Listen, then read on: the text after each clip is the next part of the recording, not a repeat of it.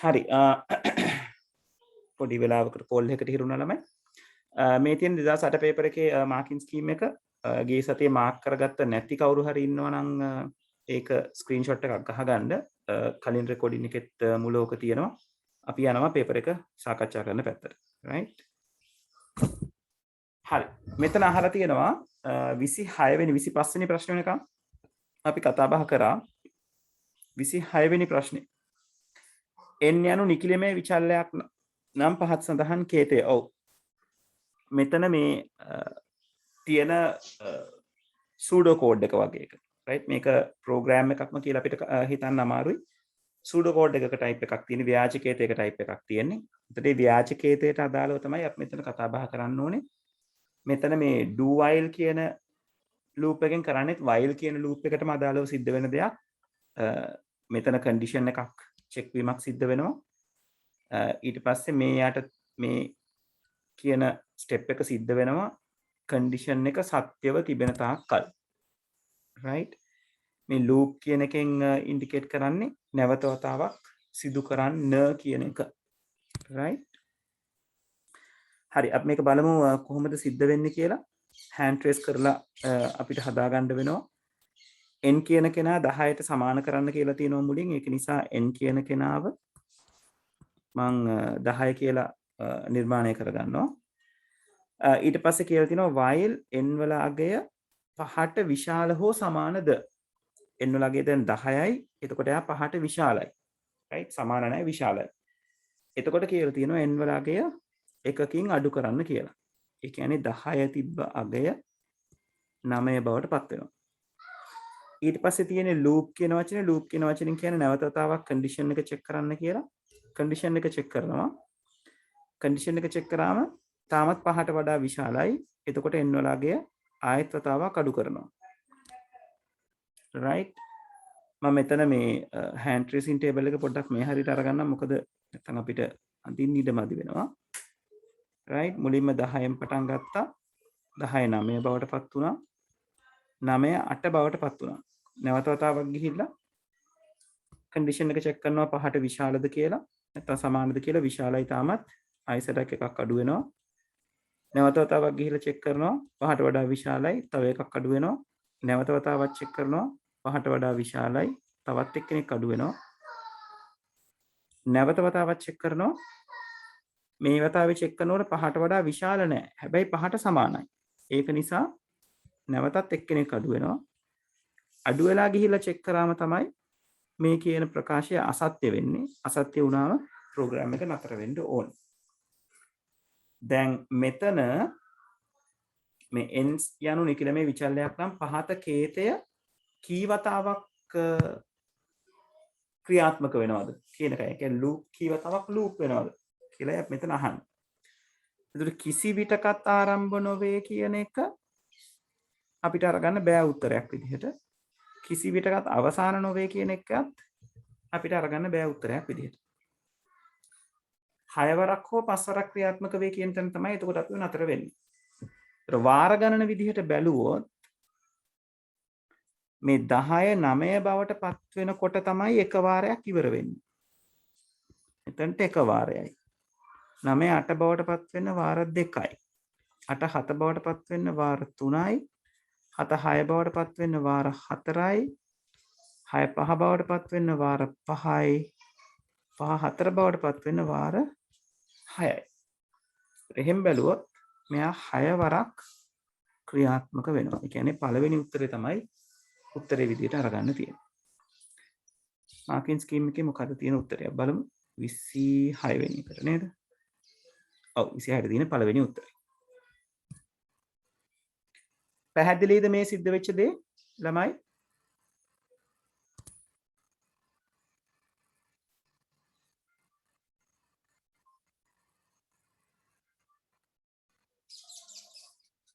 ඔව් ළමයි පැහැදිලිද?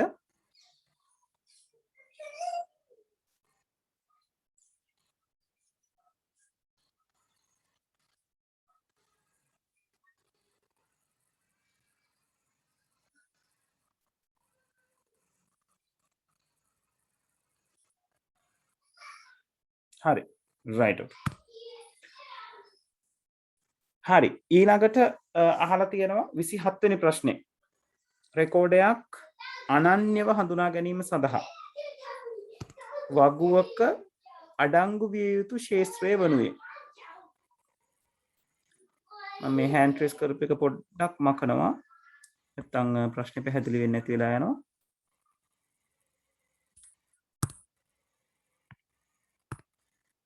right රෙකෝඩයක් අනන්‍යව හඳුනා ගැනීම සඳහා වගුවක අඩංගු විශේෂිත ශේත්‍රය වනුයේ. දැන් මේක බොහොම පහසු ප්‍රශ්නයක්. හේතුව මේ ටේබල් එකක් ගැන කතා කරනකොට මෙයා ගැන අපි අනිවාර්යෙන් කතා කරනවා. right මේ රෙකෝඩ් එකක් කියලා අරගත්තොත් ටේබල් එකක තනි රෙකෝඩයක් කියලා කියන්නේ දත්ත පේලියක්. දත්ත පේලියක් අඳුනගන්න පාවිච්චි කරන විශේෂ තීරුව අපි හඳුන්වනවා ප්‍රාථමික යතුරු ශේත්‍රය කියලා. right නැත්නම් ප්‍රාථමික යතුරු primary key එක කියලා හඳුන්වනවා. okay. right එතකොට Can you put this on me? hold on. තමයි විනාඩියක් දෙන්න.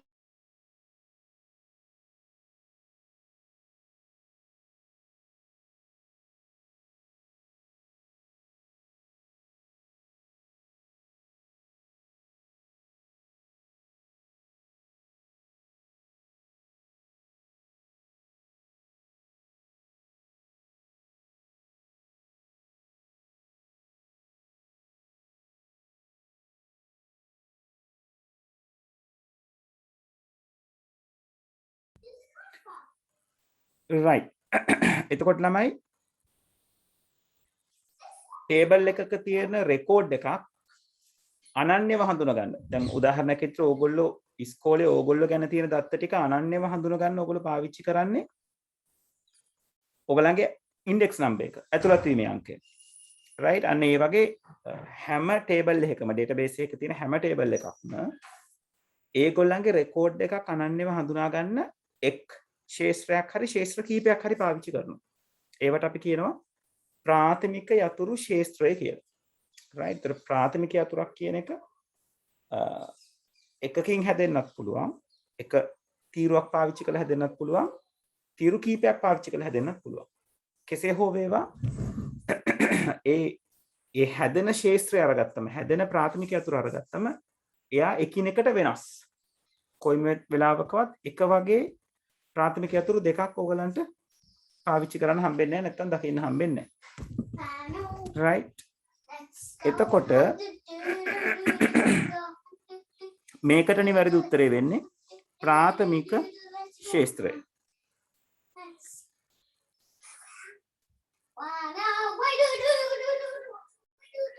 right 28 වෙනි ප්‍රශ්නේ පහත් සඳහන් ප්‍රකාශ තුන වෙත අවධානය යොමු කරන්න. sorry මෘදුකාංගයක නව සංස්කරණයක් පරිගණකයක පිහිටුවීම උත්පතනය කිරීම සඳහා උදාහරණයකි.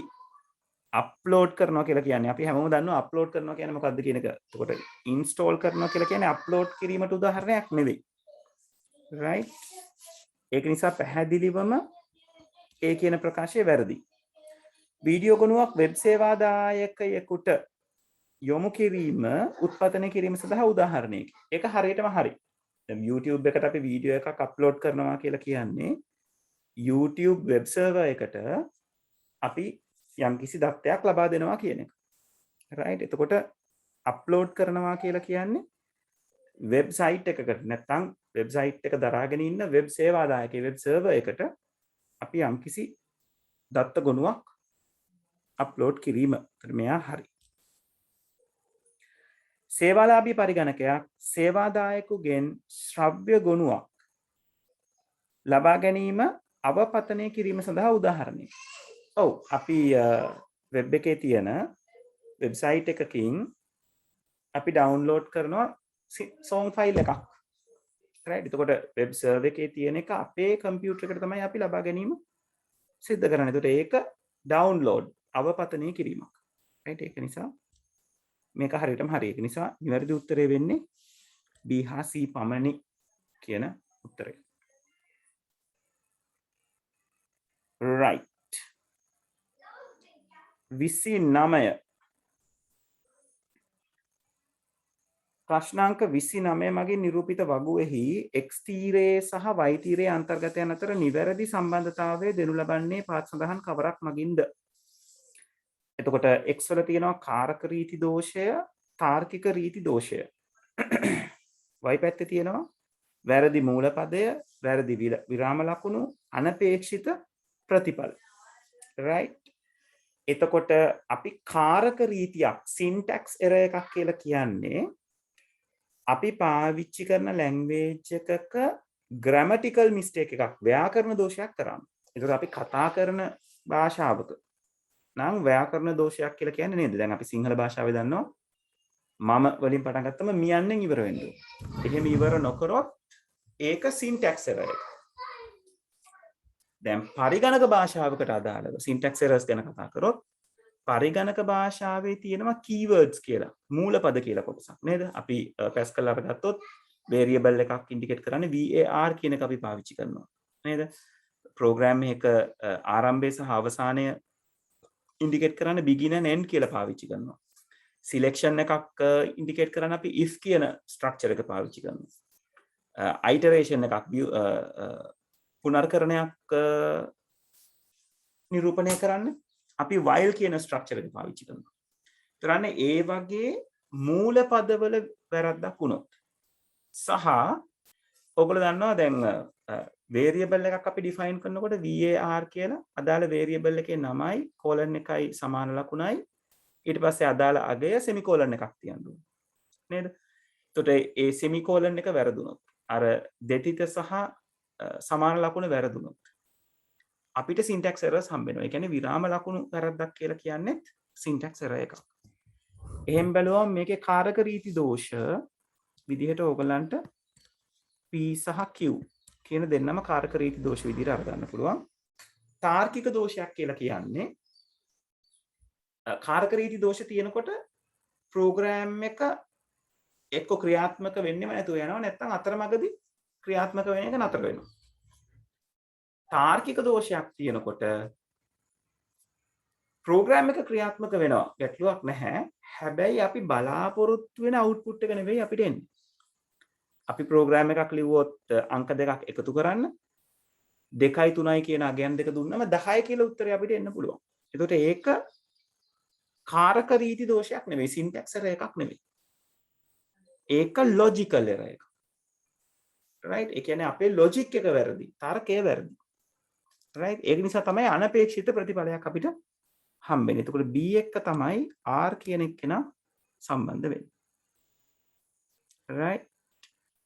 එතකොට මේකේ නිවැරදි පිළිතුර විදිහට ගත්තොත් පළවෙනි එක්කෙනා කියනවා a සමග p සහ r නෑ. r එන්න බෑනේ. ඒක නිසා මේක වැරදි. a සමග q සහ r ආයිසරයක් r එන්න බෑ. ඒක නිසා දෙක වැරදි. b සමග p ඒක එන්නත් බෑ.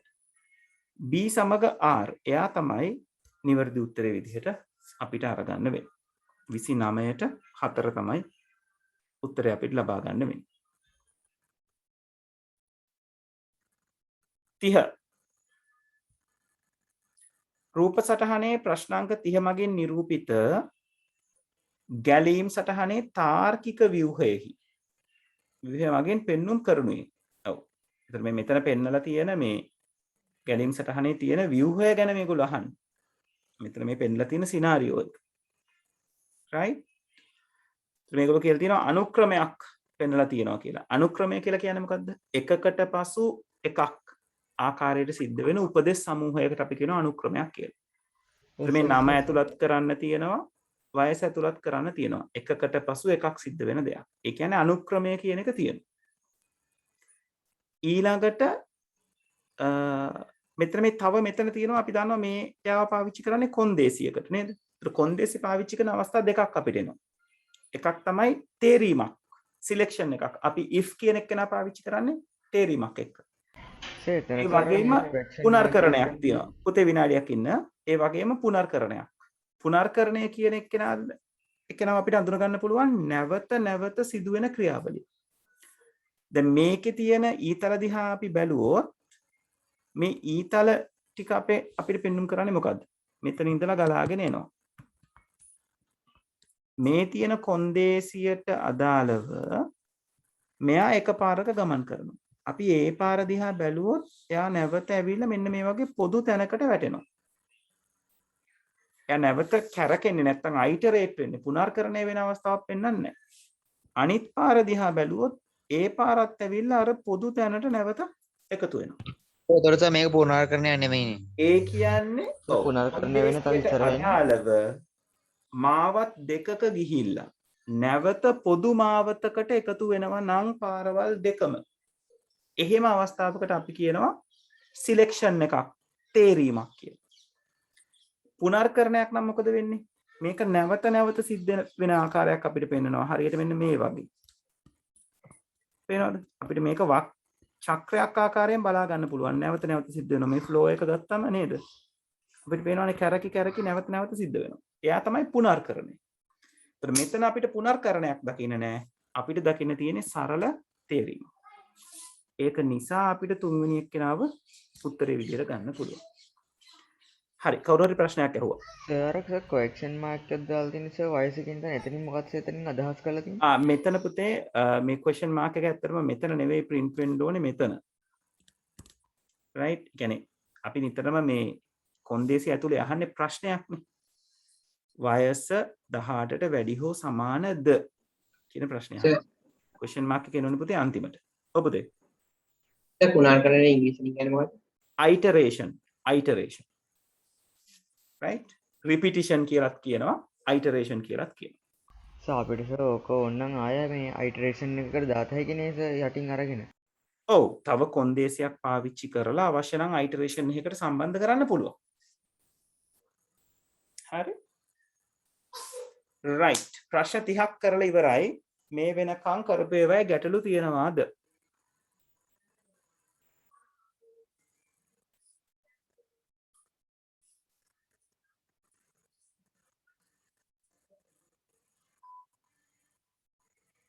හරි. අන්තිම ප්‍රශ්න 10 පැත්තට යන්නේ 31 වෙනි ප්‍රශ්නය. 31 වෙනි ප්‍රශ්නය අහලා තියෙනවා පහත දැක්වෙන රියදුරන්ට මහා මාර්ගයක රථ වාහන ගමනාගමන තත්ත්වය පිළිබඳ තොරතුරු සපයන පද්ධතියක කෙටි විස්තරයකි. මෙම පද්ධතිය මහා මාර්ගයේ එක් විශේෂී ප්‍රදේශයක ඇති රථ වාහන තප්පරයක් එන දරුවනේ මේක ඔයගලන්ට දැන් නෑ සිලබස් එකේ. ඔව් මේක out of syllabus ප්‍රශ්නයක් ළමයි. මොකද මේ පද්ධති වර්ග පිළිබඳව දැන් ඔයගලන්ට කතා කරන්නේ නැහැ අපි. right? ඒක නිසා මේකට ලකුණු අරගන්න. කිසිම ගැටලුවක් නැහැ. out of syllabus. 32 පද්ධති නඩත්තුවට ඇතුළත් නොවන්නේ system maintenance කියන පැත්තට. දැන් මතකද අපි system development life cycle එක ගැන කතා කරා? පද්ධති සංවර්ධන ජීවන චක්‍රය ගැන අපි කතා කරා. පද්ධති සංවර්ධන ජීවන චක්‍රයේදී අපිට මුලින්ම හම්බෙනවා මූලික විශ්ලේෂණය. නේද? primary investigation කියන එක. ඊළඟට පද්ධතිය සැලසුම් කර ගැනීම අපිට හම්බෙනවා. right? ඊළඟට අපි පද්ධතිය අපි මුලින්ම මූලිකව විශ්ලේෂණය කරගන්න ඕනේ. ඊට පස්සේ පද්ධතිය සැලසුම් කරගන්න ඕනේ. ඊට පස්සේ පද්ධතිය ගොඩනංවා ගන්න ඕනේ. ඊට පස්සේ පද්ධතිය පරීක්ෂා කරගන්න ඕනේ. ඊට පස්සේ පද්ධතිය ස්ථාපනය කරන්න ඕනේ. අන්තිමට පද්ධතිය නඩත්තු කරගෙන යන්න ඕනේ. right? මූලිකව මොකක්ද කියන දේ අඳුන ගන්නවා. ඊට පස්සේ අඳුනගත්ත දේවල් ටිකට අනුව පද්ධතිය සැලසුම් කරනවා, ප්ලෑන් කරනවා, ඩිසයින් කරනවා. ඊට පස්සේ ප්ලෑන් කරපු ඩිසයින් එක අපි ඩෙවලොප් කරනවා. අපේ ප්‍රෝග්‍රෑමින් ලැන්ග්වේජ් එකක් පාවිච්චි කරලා. ඊට පස්සේ අපි හදපු සිස්ටම් එක අපි ටෙස්ට් කරනවා විවිධ ආකාර වලින්. ටෙස්ට් කරන වර්ග 4ක් ගැන අපි කතා බහ කරා. right? යුනිට් ටෙස්ට් එක, ඒකක පරීක්ෂාව, ඉන්ටග්‍රේෂන් ටෙස්ට් එක, ප්‍රතිග්‍රහ ඉන්ටග්‍රේෂන් කියලා කියන්නේ මොඩියුල්ස් කීප එකකට කරලා සිංහල වචන මගේ ඔලුවට එන්නේ.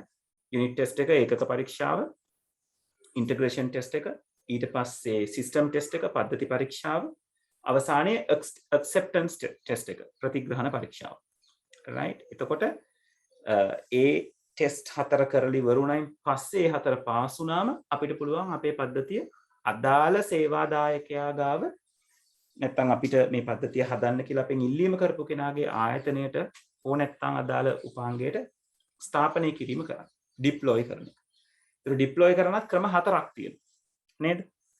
අපිට පුළුවන් parallel deployment එකක් කරන්න. සමාන්තරගත ස්ථාපනයක්. ඒ වගේම අපිට පුළුවන් direct deployment එකක් කරන්න. ඍජු ස්ථාපනයක් කරන්න පුළුවන්.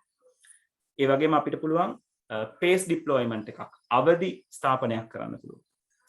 ඒ වගේම අපිට පුළුවන් pilot deployment එකක්. right pilot කියන වචනට සිංහල වචනේ එන්නේ නැහැ. කොබලන්න නියමු ස්ථාපනයක් සිද්ධ කරන්න. සර් දැන් ඕක නෙමෙයි සර් ඊට කලින් සාර අතෑරි ඒකට පොඩ්ඩක් උත්තරේ කියලා දෙන්න බැයිද? මොකද්ද පුතේ? දැන් සාර අතෑරිස එක අපේ out of syllabus කියලා. out of syllabus තිබ්බ එකද? හරි මම මේකෙන් පස්සේ කියලා දෙන්නම්. right එතකොට ඊට පස්සේ තමයි අපි ටෙස්ට් ඩිප්ලොයි කරලා ඉවරනයින් පස්සේ තමයි මේන්ටෙනන්ස් කියන process එකට අපි යන්නේ. right පද්ධතිය නඩත්තු කරන එක සම්බන්ධ. ඒතර පද්ධතියක් නඩත්තු කරගන්න ගියාම අපිට සිද්ධ වෙනවා සමහර වෙලාවට පද්ධතියේ සුළු සුළු දෝෂ තිබ්බොත් අන්නේ දෝෂ නිවැරදි කිරීම සිද්ධ කරන්න. right ඒ වගේම යම් ආකාරයක සුළු වශයෙන් අප්ග්‍රේඩ් කිරීමක් right වගේ දෙයක් ආවොත් වැඩි දියුණු කිරීමක් ආවොත් ඒ වැඩි දියුණු කිරීම සිද්ධ කරගන්න. ඊළඟට performance වැඩි දියුණු කර ගැනීම වගේ දේවල් සිද්ධ කරන්න පුළුවන්. අලුතෙන් hardware කොටස් සම්බන්ධ කරලා අලුතෙන් supportive softwares දාලා performance වැඩි කරගන්න පුළුවන්. හැබැයි පද්ධතිය ප්‍රධාන වෙනස්කමක් සිද්ධ කරනවා නම් ඒක නැවත වතාවක් අර පද්ධති සංවර්ධන ජීවන චක්‍රයටම ගැලපෙන විදිහට එයාව හොඳට මුලින් විශ්ලේෂණය කරගෙන ඊට පස්සේ එයාව ප්ලෑන් කරගෙන ආයෙසරයක් එයාව ඩෙවලොප් කරලා ටෙස්ට් කරලා ඊට පස්සේ ඉම්ප්ලිමන්ට් කරලා තමයි මේන්ටේන් කරන්නේ. right ඒක නිසා මෘදුකාංග වැඩි දියුණු කිරීම කියන එක නඩත්තුවට ඇතුළත්. කාර්ය සාධනය වැඩි දියුණු කිරීම කියන එක නඩත්තුවට ඇතුළත්. පද්ධතියේ ප්‍රධාන වෙනස්කම් සිදු කිරීම කියන එක තමයි අපිට ඇතුළත් නොවන කෙනා විදිහට තෝරගන්න පුළුවන්. සුළු දෝෂ නිවැරදි කිරීමත් මේ කියන නඩත්තු කිරීමට ඇතුළත්. right එතකොට 32ට අදාළව ඔයගලන්ට පුළුවන් උත්තරේ බලා ගන්න. උත්තරේ 3 කියලා ඒගොල්ලෝ දීලා තියෙනවා. හරි. මේ 31 ප්‍රශ්නේ දැන් කියලා දෙන්න කියපු නිසා මම බලන්නම්. මේ කියලා තියෙනවා මෙම පද්ධතිය මහා මාර්ගයේ එක් විශේෂ ප්‍රදේශයක ඇති රථ වාහන සංඛ්‍යාව ඒවායේ වේගය ආදී අමුදත්ත රැස් කර ඒවා මාර්ගාසන්නයේ හෝ පරිගණකයට සම්ප්‍රේෂණය කරයි. පරිගණකයේ එම දත්ත විශ්ලේෂණය කිරීමෙන් පසු වාහන දඩබඩයක් පවතින අවස්ථාවලදී විකල්ප මාර්ග භාවිතා කිරීමට උදව් වන පරිදි රියදුරන්ට ප්‍රයෝජනවත් තොරතුරු සපයයි. මේක ඉන්පුට් එක දෙන අවස්ථාවෙම ප්‍රොසෙස් කරලා අවුට්පුට් එකක් දෙන්න ඕනේ. උදාහරණයක් විදිහට මේක අපිට Google Map එක මේකට සමපාත වෙනවා කියලා අරගන්න පුළුවන්. Google Map එක කියලා කියන්නේ ඇප්ලිකේෂන් එකක්. ඒක අපිට සිස්ටම් එකක් කියලා කතා බහ කරන්න අපහසුයි. එක පැත්තකින් අපිට සිස්ටම් එකක් කියලා තර්ක කරන්න පුළුවන්. කෙසේ හෝ මේ පද්ධතියේ තියෙන දේ තමයි ඉන්පුට්ස් අරගෙන ඒ වෙලාවෙම අදාළ අවුට්පුට් එක දෙනවා. අදාළ තදබදය කොහොමද කියලා බලලා අපිට කියනවා ඔයා ගන්න ඕනේ මෙන්න මේ මාර්ගය කියලා. ඒතර එහෙම රෙස්පොන්ඩ් කරන සිස්ටම් වලට අපි කියනවා රියල් ටයිම් සිස්ටම්ස් කියලා. right තත්ත්ව කාල පද්ධතියක් කියලා. right ඒතර රියල් ටයිම් සිස්ටම් එකක් තමයි ඔකට අදාළව එන්න ඕන උත්තරේ. ඒත් අපිට දැන් අපි තියෙන සාමාන්‍ය IT දැනුමත් එක්ක මේ ඕකට උත්තරේ ගන්න පුළුවන්.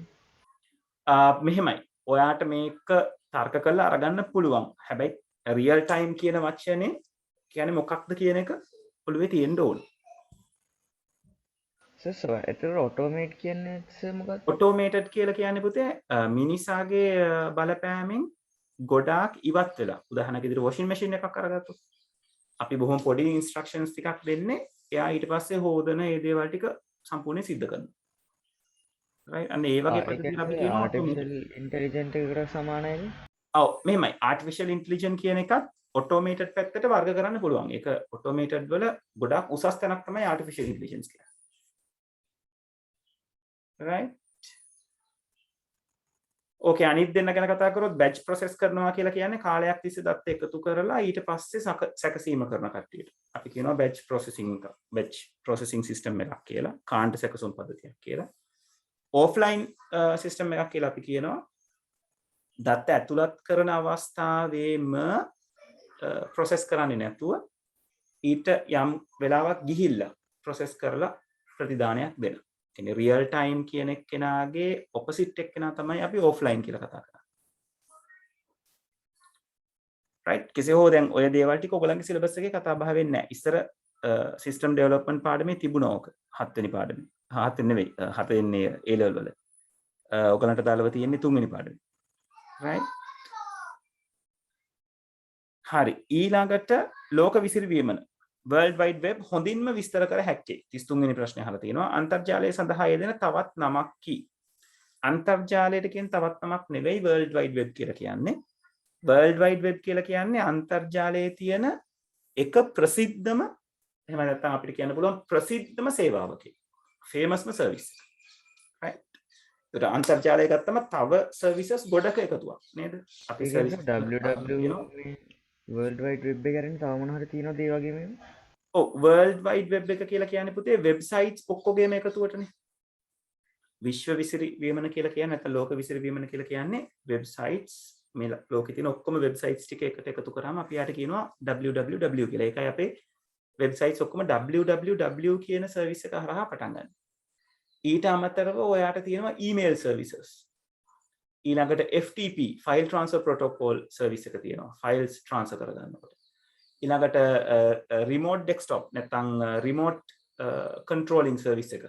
right එක තැනක ඉඳලා තව තැනකට remotely connect වීමේ හැකියාව. right ඊළඟට ඔයගොල්ලෝ ඔය chat service කියලා පාවිච්චි කරන්නේ අපි ඒකට කියනවා instant messaging services කියලා. ඒකත් ඉන්ටර්නෙට් වල එක සර්විස් එකක්. ඒ වගේ සර්විසස් ගොඩක් තියෙනවා. එතකොට මෙතන World Wide Web එක කියලා කියන්නේ අන්තර්ජාලයේ තියෙන ප්‍රසිද්ධම සේවාව. හැබැයි ඒක එක සේවාවක් විතරයි. right එතකොට අන්තර්ජාලය සඳහා යෙදෙන තවත් නමක් කියන එක වැරදි. ලෝක ව්‍යාප්ත පරිගණක ජාලයක් වශයෙන් අපිට ඒක සාධාරණ උත්තරයක් විදිහට හිතන්න පුළුවන්. අපි ඊයා පොඩ්ඩක් ස්ටාර් එකක් දාලා තියමු. අන්තර්ජාලය හරහා ප්‍රවේශ විය හැකි අන්තර් සම්බන්ධිත අධිපාට අඩංගු ලේඛන පද්ධතියක් වශයෙන්.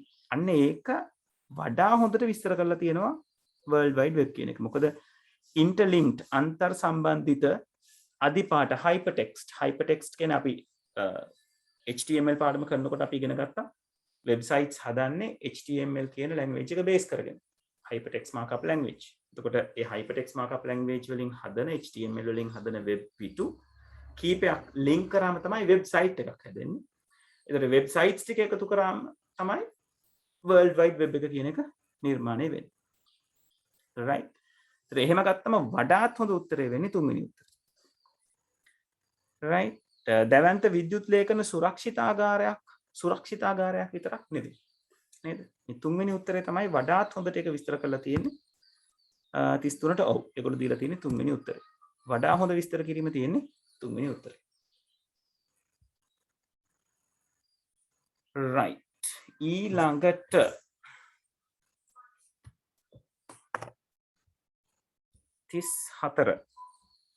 විනීතා තම ගුරුවරිය මහේෂිකා මෙනවියගෙන් පොතක් ඉල්ලාගත්තේ සතියන්තයේදී කියවීමටය. ඇය සිය නිවසේදී පොත විවෘත කරද්දී එහි තුර තිබී පහත සඳහන් සටහන ඇතුළත් කඩදාසි කොළ කැබැල්ලක් හමු විය. ඔව් මේකේ තියෙනවා අන්තර්ජාල සබඳතා වර්ගය, සම්බන්ධිත දිනය, පරිශීලක නාමය, මුරපදය වගේ දේවල් තියෙනවා. එම ගුරුතුමියගේ අන්තර්ජාල සම්බන්ධයේ විස්තර විය හැකි බව ඇයට තේරුම් යයි. පහත සඳහන් ඒවායින් කුමක් ඇගේ ක්‍රියාව වඩාත් ආචාරශීලී බව පෙන්වුම් කරයිද? right මේක අහන්නේ මේ ethics වලට අදාළව. right අපේ ප්‍රතිපත්ති කොහොමද හරියට හැදිලා තියෙන්න ඕනේ කියන එකට අදාළව තියෙන දෙයක්. කිසිවක් සිදු නොවුනා මෙන් පොත අපසු බාර දීම. ඒක හොඳ දෙයක් නෙවෙයි. මොකද username password කියන ඒවා විශේෂයෙන් password එකක් කියන එක අපි කියනවා සංවේදී දත්තයක්. ඒක රහස්‍ය දත්තයක්. ඒක Tamanට විතරයි අදාළ වෙන්නේ. ඔයා වෙන කෙනෙක්ගේ password එකක් දැනගන්න හම්බුනොත් හොඳම දේ තමයි ඔයාව දැනුවත් කරන එක මම ඔයාගේ password එක දන්නවා කියන එක. මොකද එතකොට පුළුවන් එයාට password එක change කරලා එයාට කවුරුත් නොදන්න විදිහට එයාගේ password එක හදාගන්න. සිදුවීම ගැන වහාම ගුරුතුමීට දැනුම් දී ඒ ගැන කනගාටුව ප්‍රකාශ කිරීම වඩා හොඳ විදිහක්. අපි බලමු 3යි 4යි ගැන සිදුවීම ගැන වහාම ගුරුතුමීට දැනුම් දී මුරපදයේ වෙනස් කරන ලෙස මතක් කිරීම තවත් හොඳයි. අන්තර්ජාල සම්බන්ධතාවයේ ක්‍රියාත්මක වන්නේදයි පරීක්ෂා කිරීම සඳහා උක්ත තොරතුරු භාවිතා කොට ඉන්පසු එම සිදුවීම් පිළිබඳ ගුරුතුමීට දැනුම් දීම. ඒක අනවශ්‍ය දෙයක් නේද? මොකද අපේ අන්තර්ජාල සම්බන්ධතාවක් නෙවෙයි, අපේ යූසර් නේම් එකක් නෙවෙයි, අපේ පාස්වර්ඩ් එකක් නෙවෙයි. වඩාත් හොඳ විදිහ තමයි සිදුවීම ගැන වහාම ගුරුතුමියට දැනුම් දී මුරපදය වෙනස් කරන ලෙස මතක් කිරීම. right එතකොට වඩා සුදුසු එක්කෙනා විදිහට ගත්තම මෙයා වැරදි විදිහට අපිට ගන්න වෙනවා. තුන්වෙනි උත්තරේ තමයි වඩාත් නිවැරදි උත්තරේ වෙන්නේ. 35 පරිගණක යෙදුම් වලදී CAD යන අක්නමින් සාමාන්‍යයෙන් හැඳින්වෙන්නේ නේද? CAD කියන කෙනා ඕගලන්ට CAD කියන වචනේ කතා බහ කරනවා right එතකොට එතෙන්දී කතා බහ කරනවා computer aided designing කියන එක තමයි ඔය CAD කියන වචනට අදාළව නිර්මාණය වෙන්නේ right ඒක තාම කතා කරේ නෑ නේද? CAD කියන එක පළවෙනි පොතේ 10 වසරේ පළවෙනි පාඩමේ තියෙන්නේ මට මතක නෑ ඔක පරණ සිලබස් එකේ තියලාද CAD කියන වචනේ පාවිච්චි පළවෙනි ඒ කියන්නේ මේ ඕක තියෙන්නේ මේ බුද්ධඝාත මේ තොරතුරු පිළිවෙලක දත්ත ඒවා සම්බන්ධ එකක්ද? අන්නේ සම්බන්ධ තියෙන එක. අපොඩ මේක කන්ෆර්ම් කරගමු දැන් ඔයගලන්ගේ සිලබස් එකේ තියෙනවද කියලා කොබලන්න 10 වෙනි පාඩම අපරකින්න.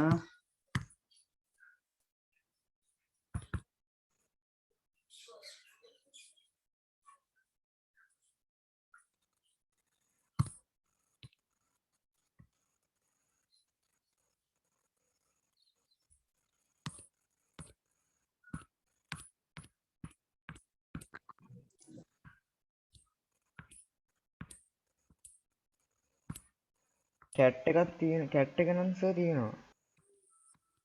computer aided teaching තියෙනවා නේද?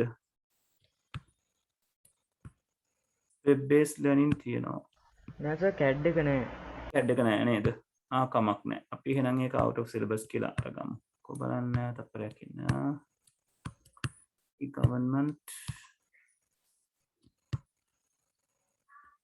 සර් CAD එක සර් සාමාන්‍යයෙන් මොන වගේ කරන දෙයක්ද?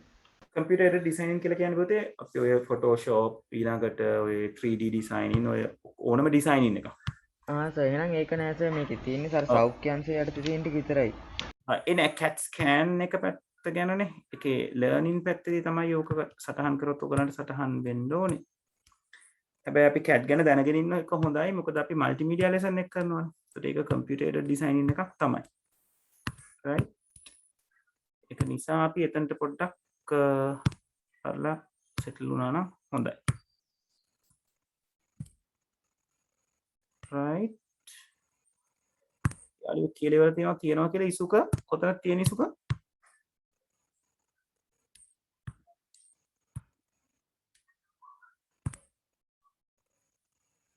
තිස් 8 වෙනි පිටුවේ නේද? ප්‍රමාණ 38.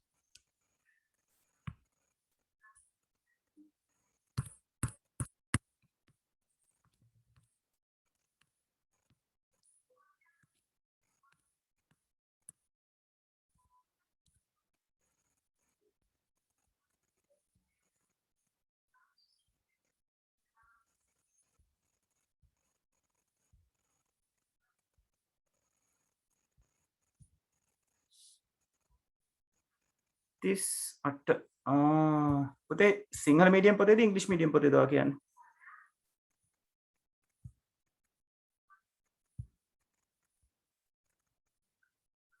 ඔය තියෙන computer aided designing light pen එක පාවිච්චි වෙන තැන. එතකොට සර් ලයිට් පෙන් එක පාවිච්චි වෙන්නේ මේ CAD වලට නේද සර්? ඔව් ඒ කියන්නේ like designing නේ. අපිට light pen එකම කියලා විතරක් කියන්න බෑ.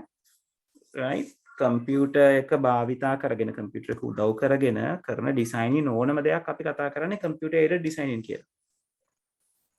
right? සර් ලයිටින් පෙන් එක ඕනම මොනිටර් එකකට වැඩ කරනවද? නෑනේ sensitive touch sensitive එකක් වෙන්න ඕන. right? touch sensitive වෙන්න ඕන නැත්නම් light sensitive වෙන්න ඕන. right හරි ඊළඟ ප්‍රශ්නේ ඉලෙක්ට්‍රොනික තැපෑලේදී විෂය කොටුවෙහි subject box එකේ අඩංගු RE යන්නෙන් අදහස් වෙන්නේ නේද?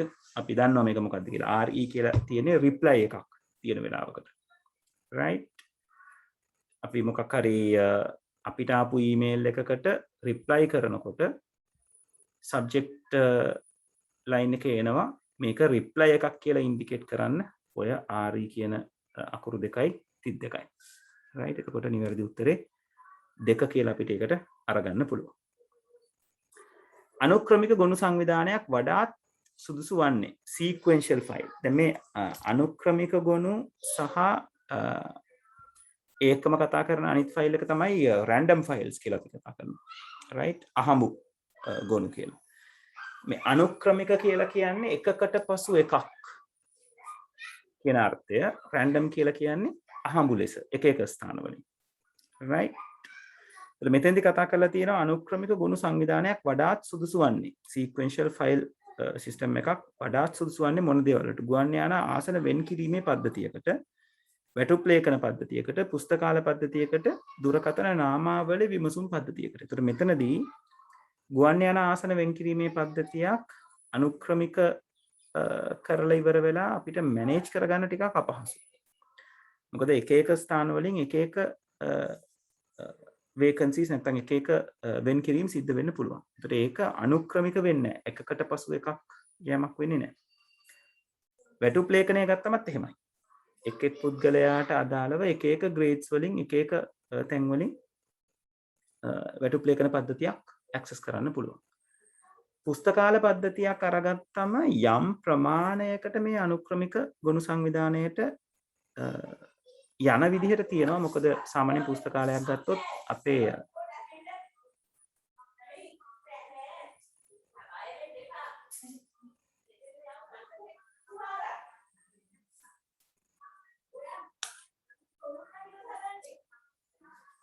right ළමයි විනාඩියක් දෙන්න.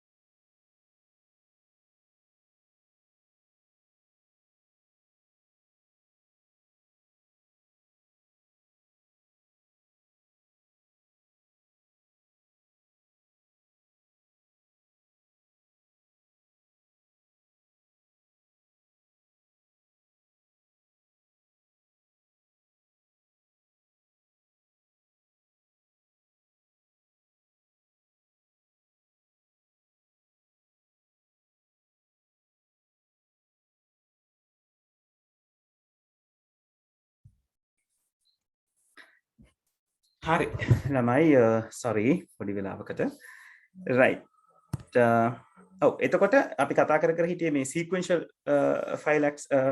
file එකක් ගැන. පුස්තකාල පද්ධතියක් ගත්තම යම් ප්‍රමාණයකට මේ sequential file කියන තැනට සම්බන්ධයි සමගාමී. හේතුව තමයි අපි පුස්තකාලෙක ගිහිල්ලා පොත් අරගත්තොත් ඒක යම් කිසි පිළිවෙලකට තියලා තියෙනවා. නමුත් එතනත් පරිවර්තන පොත් වෙනම, ඊළඟට සාහිත්‍ය රසවින්දන වෙනම, විද්‍යා ප්‍රබන්ධ වෙනම ඒ ආකාරයට තමයි තියෙන්නේ.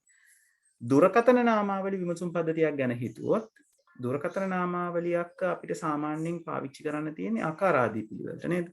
ඒක නිසා දුරකථන නාමාවලි විමසුම් පද්ධතිය වඩාත් සුදුසුයි මේ sequential file සිස්ටම් එකකට නැත්නම් මේ අනුක්‍රමික ගොනු සංවිධානයක් කියන තැනට වඩාත් සුදුසු උත්තරේ විදිහට අපිට 4 තෝරගන්න පුළුවන්. right 37 වෙනි ප්‍රශ්නෙට උත්තරේ කොහොමද ඇවිල්ලා තියෙන්නේ? ඒකල තෝරලා තියෙන්නේ හැබැයි දෙවෙනි උත්තරේ. කොහොම බලන්න. where to play කරන පද්ධතියක්. ඒක දරුවනේ මම පොඩ්ඩක් බලලා කියන්නම් කොහොමද කියලා. where to play කරන පද්ධතිය පොඩ්ඩක් මත ભેදාත්මකයි. 37 වෙනි ප්‍රශ්නේ මම පොඩ්ඩක් නැවත go through කරලා කියන්නම් දරුවනේ. 38 HTML ලේඛනයට විවරණයක් ඇතුළත් කිරීම සඳහා පාත් සඳහන් ඒවායින් කවරක් භාවිතා කළ හැක්කේද? අපිට HTML ලේඛනයක කමෙන්ට් එකක් දාගන්නවා නම් පාවිච්චි කරන්න තියෙන ක්‍රමවේදය තමයි මෙන්න මෙයා. කමෙන්ට් එකක් අපි HTML එකක දාන්නේ angle bracket එකයි exclamation mark එකයි ඊට පස්සේ පොඩි කඩේරි දෙකක් ඊට පස්සේ අපිට අවශ්‍ය ඕනම දෙයක් ලියන්න පුළුවන්. නැවත කඩේරි දෙකකුයි angle bracket එකකුයි දැම්මම කමෙන්ට් එක ක්ලෝස් කරන තැන කියලා අඳුන ගන්නවා. ඒ අතරමැද්දේ ලියලා තියෙන ඕනම දෙයක් අපි පාවිච්චි කරන්නේ නැහැ. නැත්නම් HTML browser එක අඳුනගන්නේ නැහැ HTML page එකේ අදාළ කොටසක් විදිහට. right එයාව HTML page එකට අයිති නැති කොටසක් විදිහට තමයි එයා අඳුනා ගැනීම සිද්ධ කරන්නේ. right 39 HTML ලේඛනයක ප්‍රධාන කොටස් වන්නේ. ඔව් HTML ලේඛනයක ප්‍රධාන කොටස් වෙන්නේ සාමාන්‍යයෙන් මොනවද? අපි කියනවා එයාට ඔළුවකුයි කඳකුයි තියෙනවා නේද? ශීර්ෂයකුයි කඳකුයි තියෙනවා කියලා. head එකකුයි body එකකුයි. right ඒක නිසා තුන්වෙනි වර්ණය තමයි නිවැරදි උත්තරේ විදිහට අපිට අරගන්න පුළුවන් වෙන්නේ. අවසාන දේ විදිහට right ශිෂ්‍යයෙක් පන්ති කාමරයේදී ඉහළ මට්ටමේ භාෂාවක් පිළිබඳව පහත සඳහන් ප්‍රකාශ තුන ලියා ගුරුවරයාට ඉදිරිපත් කරයි. ඉහළ මට්ටමේ භාෂාවක් යනු මිනිසාට පහසුවෙන් තේරුම් ගත හැකි පරිගණක භාෂාවකි. ඉහළ මට්ටමේ භාෂාවක් කියලා කියන්නේ ළමයි මිනිසාට පහසුවෙන් තේරුම් ගන්න පුළුවන් පරිගණක භාෂාවක් තමයි. දැන් උදාහරණයක් විදිහට අපි Pascal පාවිච්චි කරාම Pascal වලින් ලියලා තියෙන කෝඩ් එකක් අපිට යම් ආකාරයකින් තේරුම් ගන්න පුළුවන්. අපිට පොඩ්ඩක් බොහොම ළඟ ඉංග්‍රීසි වචන පාවිච්චි කරලා තියෙනවා අපි දන්න කියන.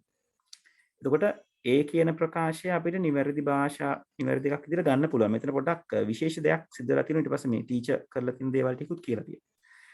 ඒ යන්ත්‍ර භාෂාවට පරිවර්තනය කිරීම අවශ්‍ය නොවේ. මෙන්න මේ ප්‍රකාශය පැහැදිලිවම වැරදි.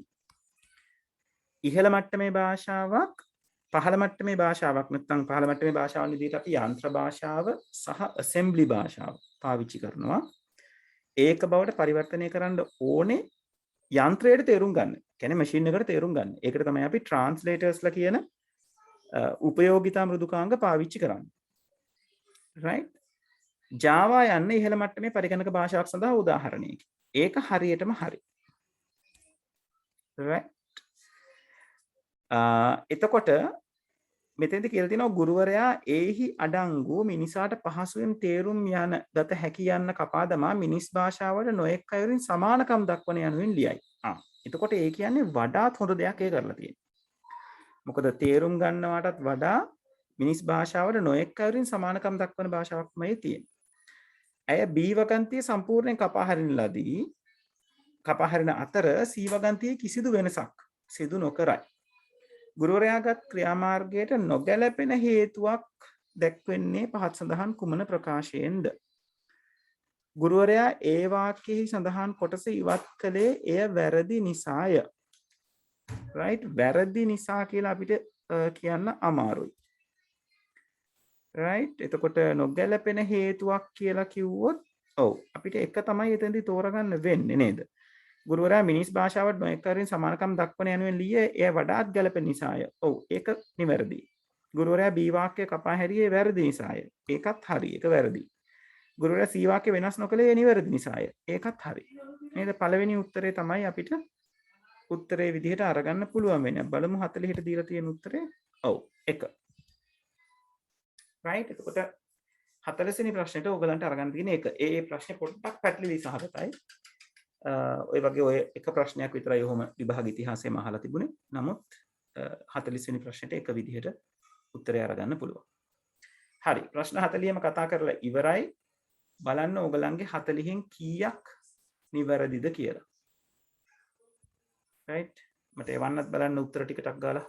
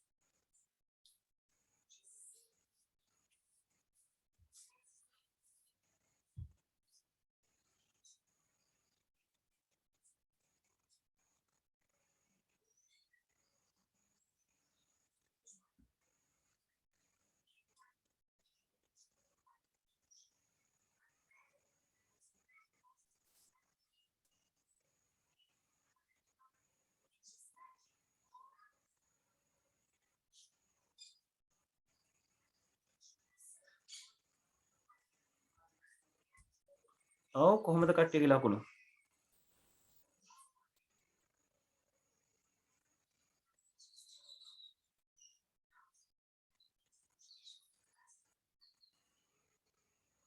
ඉසුකෝ හොඳයි. මං හිතනවා ඕගොල්ලෝ හැමෝම Tamanට අවංකව පේපර් එක කරලා ඇති කියලා. ඒක නිසා ඕගොල්ලෝ තමයි දන්නේ ඒක නේද? අවංකව කරාද, පොතෙන් බලාගෙන කරාද, වැරදි ඒවා පොතෙන් හොය කරාද කොහොමද කියන එක. එතකොට Tamanට අවංක වීම මත ඔයාට දැනගන්න පුළුවන් ඔයාගේ තත්ත්වය මොකක්ද කියලා. සාමාන්‍යයෙන් ඕගොල්ලෝ දෙයක් කරගෙනනකොට අමාරුයි කියලා හිතන ප්‍රශ්න අනිවාර්යෙන් මාක් කරගන්න.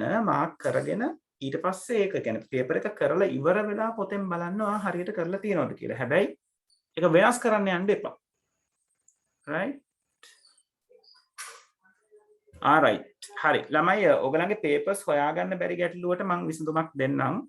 සමහර අයට පේපර් එක හොයාගන්න බැරි වෙලා තියෙනවා. මම ගාව තියෙන පේපර්ස් ටික Google Drive එකෙන් share කරන්නම් ඔයගලන්ට link එකක්. එතකොට එතනින් අදාළ පේපර්ස් download කරගන්න පුළුවන් වෙන විදිහට. සිස්ටම් එන්වයරන්මන්ට් කියන්නේ මොකද්ද? මොකද්ද පුතේ? සිස්ටම් එන්වයරන්මන්ට් කියන්නේ සිස්ටම් එන්වයරන්මන්ට් කියන එක විවිධ තැන්වල පාවිච්චි වෙනවා. පද්ධතියකට අදාළව ගත්තොත් පද්ධතියේ පරිසරය කියලා කියන්නේ අපි සාමාන්‍යයෙන් කියනවා පද්ධතියකට බවුන්ඩරි එකක් තියෙනවා කියලා. බවුන්ඩරි එකෙන් එළියේ තියෙන ටිකට අපි කියනවා සිස්ටම් එකේ එන්වයරන්මන්ට් එක කියලා. ඒකේ error එකක් වුණොත් ආය අලුතෙන් Windows ගහන එකමද හොඳ? Windows වලට අදාළව සිස්ටම් එන්වයරන්මන්ට් ප්‍රශ්නයක්ද? එහෙම වුණොත් ඒක එකක් කියලා අපිට හිතන්න ආවේ බ්ලූ ස්ක්‍රීන් එකක් දාවේ. නෑ සර් මේ software ටික විකාර නටනවා. minimize maximize කරන්න ඕන සර් ඒකේ ඇතුලේ වෙන දේ පේන්න බලා ගන්න. එක සැරේම ඔළුවට එන්නේ නැහැ පුතේ මොන වගේ සොලියුෂන් එකක්ද හොඳ කියන එක නම්. මම මේ Windows ආය රීප්ලේස් කරන්න ගියේ. Windows ආයි දාන්න කියලා කියනවද? නෑ මං දාන්න සර් බැලුවේ එතකොට ඕක විසඳෙයින් Windows එකේ අලුතෙන් ගන්න. විසඳෙයි අනිවාර්යෙන්. විසඳෙයි කියන්නේ නෑ. එහෙම තමයි අපිට ඕක පොඩ්ඩක් ගෙස් කරගන්න වෙන්නේ. හරි. කො ඉසුකුගේ ලකුණු විතරයි ආවේ. අනික් කට්ටිය මොකද තත්ත්වය? සර් මේ A-levels IT වලට අර මේ ඉසෙට් ස්කෝර් එක අඩුයි කියන්නේ ඇත්තද? ඉසෙට් ස්කෝර් එක අඩුයි කියන්නේ? ඔව් සර් මේ මං ඒ කියන්නේ මිස් කෙනකින් අහුවාම කිව්වා A-level IT කරලා වැඩක් නැහැ ඉසෙට් ස්කෝර් එක අඩුයි කියලා කැම්පස් යන්න.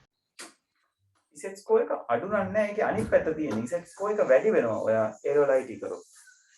ඒක සර් IT වලට ගොඩක් කට්ටිය ඉන්නවද? IT වලට ගොඩක් කට්ටිය නෑනේ පුතේ.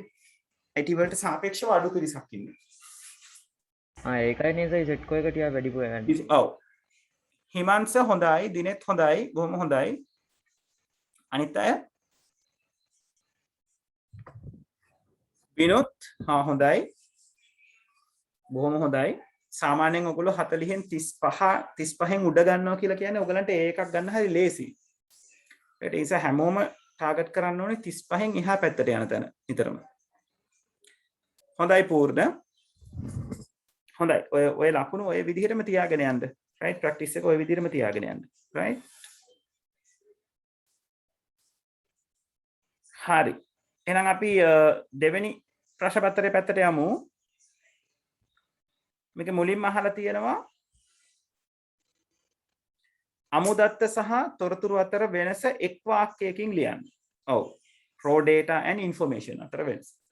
ඒතර අමුදත්තයක් කියලා කියන්නේ තේරුමක් රහිත ගබඩා කළ හැකි සකස් කළ යුතු කොටස් වන අතර තොරතුරක් කියලා කියන්නේ දත්ත සකස් කිරීමෙන් දත්ත නිවැරදිව සකස් කිරීමෙන් ලබා ගන්නා අංගයක් නැත්නම් ලබා ගන්නා දෙයක්. right ඒතර තොරතුරකට අර්ථයක් තියෙනවා අමුදත්ත වලට අර්ථයක් නැහැ. තොරතුරක් සහ අමුදත්තයක් කියන දෙන්නම ගබඩා කරන්න පුළුවන්. right තොරතුරු හම්බෙන්නේ දත්ත සකස් කිරීමෙන් දත්ත නිෂ්පාදනය වෙන්නේ මුකුත් අපි කරන ඔබ්සර්වේෂන් නැත්නම් අපි කරන සොයා බැලීම් වලට අදාළව right ඒත් ඔය විදිහට ඔයාට එක වාක්‍යයකින් ලියන්න කිව්වම දැන් මාකින් ස්කීම් එකේ බැලුවොත් මාකින් ස්කීම් එකේ මේ විදිහට තමයි කියලා දෙන්නේ data මේ English medium කට්ටියට මේක ඩිරෙක්ට් බලා ගන්න පුළුවන් data is raw unorganized facts that need to be processed ඒත් ඒක සිංහලෙන් කියනවා නම් දත්ත යනු සංවිධානය නොවුණු අමු කොටස් සකස් කිරීමකට ලක් කළ යුතුව පවතින when data is processed organized structured or presented in a given context so as to make it useful it is called an information දත්ත නිවැරදි ආකාරයකට සංවිධානගත කරොත් සකස් කරොත් අපිට තොරතුරක් කියන එක නිර්මාණය කරගන්න පුළුවන් ඔන්න ඔය අදහස තියෙනවා නම් ඕගලන්ට පුළුවන් ලකුණු දෙකක් අරගන්න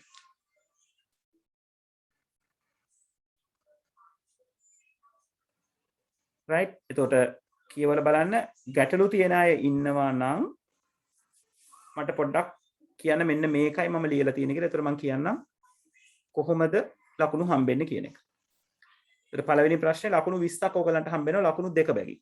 right ඒතර මෙයාට ලකුණු දෙකක් හම්බෙනවා. දෙවෙනි ප්‍රශ්නෙන් අහනවා සංඛ්‍යාංක උපාංග සඳහා උදාහරණ දෙකක් ලියන්න. ඉතින් ඕගොල්ලෝ නේද? අවට පරිසරය දිහා බැලුවොත් ඩිජිටල් ඩිවයිස් තමයි ඕගලන්ට ඇති තරම් හොයාගන්න තියෙන්නේ. right? පරිගණකයේ ඩිජිටල් ඩිවයිස් එක. මොබයිල් ජංගම දුරකථනය ඩිජිටල් ඩිවයිස් එකක්. ස්මාර්ට් ටීවී එක ඩිජිටල් ඩිවයිස් එකක්. right? ඊළඟට ඔය විදිහට ඕගලන්ට ගොඩාක් දේවල් දෙන්න පුළුවන්. වෙබ් කැමරා එකක් right? ඊට පස්සේ මේ abacus කියන එක නම් ළමයි ඩිජිටල් ඩිවයිස් එකක් නෙවෙයි. ඒක මෙතන මාකින් ස්කීම් එකේ වැරද්දක් කරලා තියෙන්නේ. right calculator එකක් digital device එකක් right ඔය වගේ abacus කියන්නේ මොකද්ද abacus කියලා කියන්නේ පුතේ අපි පරිගණක ඉතිහාසය ගැන කතා කරනකොට මුලින්ම කතා බහ කරන්නේ පරිගණකය ඒ කියන්නේ ඒක හැදෙන්නේ පාදක වෙන එක නේද? ඔව් හැදෙන්න පාදක කියන්නේ පරිගණකය කියන එක හැදෙන්නේ ගණනය කියන එක සම්බන්ධ කරගෙන ගණනය කියන එකේ මූලිකම අවස්ථාව නැත්නම් ගණනය කිරීම සඳහා මූලිකවම පාවිච්චි කරපු යන්ත්‍රයේ විදිහට අපි කතා කරා abacus එක කියලා. දැන් අපි පොඩි කාලේ ගණකරාමුව කියලා ඉගෙන ගන්න. ගණකරාමුවට වඩා ටිකක් වෙනස් abacus එක. නමුත් අපි කියනවා මේ abacus එක තමයි මේ ගණනය කිරීමට කියන්නේ manual calculator එකක් විදිහට මුලින්ම ලෝකයේ පාවිච්චි කරපු උපාංගය කියලා. ඒකට ඒ ටික පොඩ්ඩක් බලා ගන්න ඕනේ ඒ වගේ මේ MCQ වලට එනවනේ දේවල්. ඔව් ඔව් අනිවාර්යෙන් බලා ගන්න. ඕගලන්ගේ සිලබස් එකේ එහෙම අතෑරලා යන්න පුළුවන් කියලා කොටසක් නැහැ. right? ඒකයි අපි මේ papers කරන්නේ. මේවා කරනකොට ඕගලන්ට තේරෙනවා මොනවාද වැඩිපුරම අහන්නේ කියලා ඕගලන්ට. right? ඒතර මෙතන digital devices දෙකක් දීලා තියෙන නිසා අපිට ලකුණු දෙකක් දෙන්න පුළුවන්. right? ඊළඟට කතා කරලා තියෙනවා පරිගණක යතුරු පූර්වක ඇති අවකාශ යතුරේ ස්පේස් බාර් එකේ සංකේතයක් නොයදා ඇත්තේ ඇයිද සඳහන් කරන්න. දැන් මේක සාමාන්‍ය දැනුම. right? අනිත් හැම කැරක්ටර් එකකම දේවල් දාලා තියෙන්නේ ඇයි? ඒවායෙන් යම් කිසි කාර්යයක් සිදු කරන නිසා. right? ස්පේස් බාර් එකෙන් අපිට දෙන්නේ මොකද්ද? ස්පේස් එකක්. හිස් තැනක්. right එතකොට හිස් තැනක් ස්පේස් බාර් එකෙන් හිස් තැනක් ටයිප් වෙන නිසා නැත්නම් හිස් තැනක් ඇතුළත් වෙන නිසා ඒ හිස් තැන කිසිදු ලකුණක් භාවිතා නොකර නිරූපණය කරලා තියෙනවා. එහි අරමුණ හිස්සනක් බව ඇඟවීමට මේ කිසිවක් යොදා නැත කියලා ලියලා තිබොත් හරිනේ. හරි. හරියටම හරි. සර් අද දැන් අපි මේ ස්පේස් බාර් එක ගොඩක් ඒවට යොදා ගන්නවනේ සර් දැන් වැඩ කරද්දි කම්පියුටරේ. ඔව්. ඒතර දැන් ස්පේස් සර් එකක් ස්පේස් එකක් තියන්නම විතරක් නෙවෙයි. නමුත් යතුරු පූර්වයෙන් ගන්න ප්‍රධානම වැඩේ ටයිප් කරනවා කියන එක. එතෙන්දී අපිට කතා කරන්න වෙන්නේ සංකේත වලට අදාළව. දැන් යතුරු පූර්වයේ සංකේත කියන එක තියෙන්නේ ගොඩක් වෙලාවට අපි පාවිච්චි කරන කියන්නේ අපි යතුරු ලියනය කිරීමට ටයිප් රයිට් කරන්න පාවිච්චි කරන සංකේතනේ ඒක පෙන්නලා තියෙන්නේ. ඒ ස්පේස් බාර් එකේ සංකේතයක් නැහැ කියලා එකෙන් අදහස් කරන්නේ එතනින් හිස්තනක් නිරූපණය කරන්න පාවිච්චි කරන නිසා. right හරි ඊළඟට හතරවෙනි කොටසේ කියලා තියෙනවා නියමු දත්ත sannivedana මාධ්‍ය සඳහා උදාහරණ දෙකක් ලියන්න. right එතකොට නියමු දත්ත sannivedana කියන්නේ guided media. ඒකට නියමු කියලා කියන්නේ වයර් සම්බන්ධ වෙන කියන එක. right මොනවාද අපිට තියෙන්නේ? ඇම්බරි යුගල කියලා තියෙනවා. twisted pair කියන වර්ගය. සමාක්ෂක කියලා තියෙනවා coaxial cable එකට. ඊළඟට fiber optics කියලා තියෙනවා ප්‍රකාශ තන්තු. ඔය තුනෙන් දෙකක් ඔයගලන්ට ලියවන්න පුළුවන්. right unguided media නැත්නම් නියමු නොවන මාධ්‍ය විදිහට අහුවොත් මොනවද අපිට සඳහන් කරන්න පුළුවන් වෙන්නේ? අපිට පුළුවන් විද්‍යුත් චුම්බක තරංග පාවිච්චි කරන්න. විද්‍යුත් චුම්බක තරංග ලොකු රේන්ජ් එකක් තියෙනවා. රේඩියෝ වේව්ස් වලට පාවිච්චි කරනවා, ටීවී වලට පාවිච්චි කරනවා, Wi-Fi ඊළඟට Bluetooth ඔය ඔක්කොටම පාවිච්චි වෙන්නේ විද්‍යුත් චුම්බක තරංග කියන එක. ඊට අමතරව අපිට පාවිච්චි කරන්න පුළුවන් මයික්‍රෝවේව් ශුද්ධ තරංග. ඊට අමතරව අදෝරක්ත තරංග කතා කරන්න පුළුවන්. right ඒ වගේ නියමු නොවන මාධ්‍ය තමයි මේ පැත්ත. දැන් මෙතන ප්‍රශ්නට අදාළව අහලා තියෙන්නේ නියමු මාධ්‍ය. එතකොට ඔයගලන්ට අපි ಜಾති තුනයි කතා බහ කරන්නේ. ඇම්බරි යුගල ඊළඟට සමාක්ෂ ඊළඟට ප්‍රකාශ තන්තු. ඔය තුනෙන් දෙකක් ලියලා තියෙනවා නම් ලකුණු දෙකක් හම්බ වෙනවා. right English medium අයට මේකවල මෙතන පෙන්නලා තියෙන twisted wire twisted pair wire කියලා තිබුණා වඩා හොඳයි. fiber optics අනිත් එක්කෙනාගේ නම සමාක්ෂක කියන එක්කෙනාගේ නම තමයි coaxial කියන එක. right coaxial.